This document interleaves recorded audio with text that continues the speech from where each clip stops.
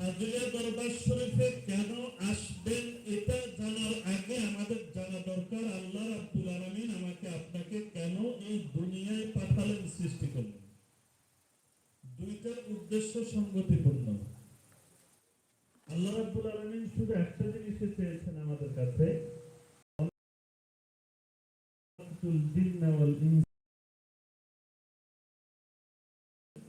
একটা জিনিস চাই আমরা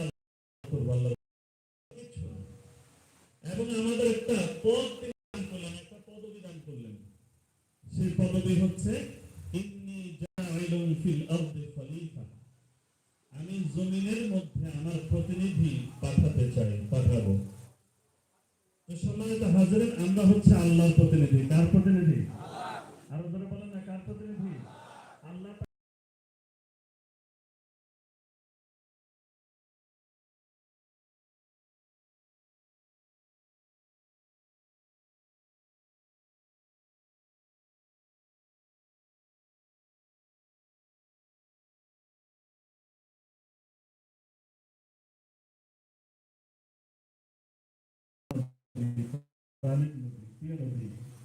মুহাম্মদ রাসূলুল্লাহ সাল্লাল্লাহু আলাইহি ওয়াসাল্লাম ১৫০০ বছর আগে তিনিও দুনিয়ার মায়া ত্যাগ করে চলে গিয়েছেন।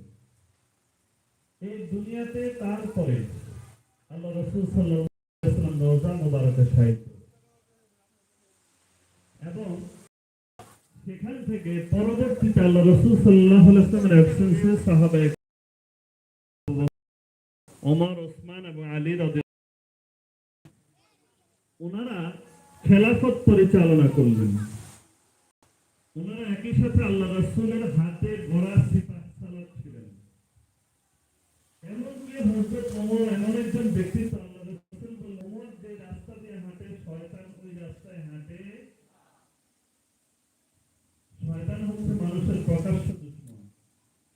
সেই শয়তান আল্লাহর নবী সাহাবী যে রাস্তা দিয়ে হাঁটে সেই রাস্তায় হাঁটতে চায় না।